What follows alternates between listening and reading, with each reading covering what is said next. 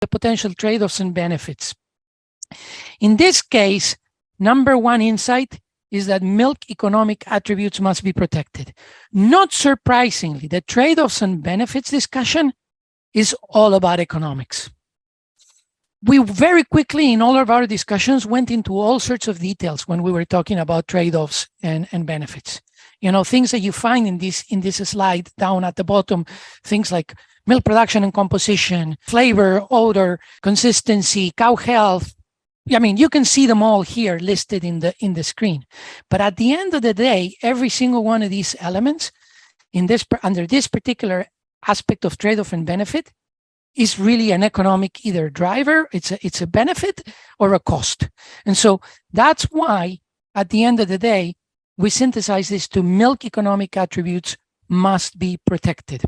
And so this one leads us to the next insight very seamlessly, because dairy farm ROI is a priority. This is the next iteration of the fact that we need to protect the economic attributes of milk, right?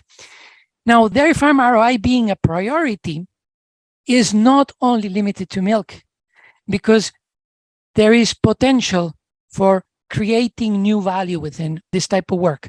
By feeding additives that reduce methane on dairy farms, there's an opportunity to create value that goes beyond milk, right?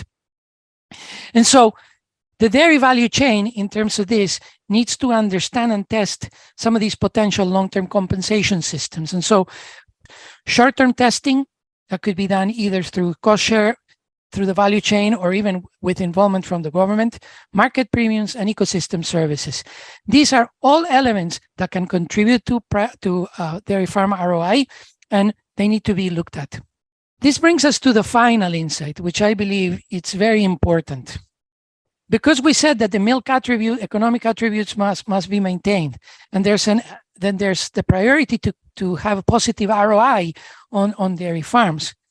We need, as a collective value chain, to understand what is the market value, who contributes to creating that market value and also to the cost, and who benefits. So this one is an important one because there are three questions that we formulated that would hopefully help us in the future move forward. What are the economic values and costs associated to producing and marketing, for example, low methane milk or carbon credits? What contributions are necessary and who has to do them across the value chain to do that, to create that new value? And then finally, how are those economic values and costs incurred for being able to market these low methane milk or the carbon credits distributed across all those value chain contributors?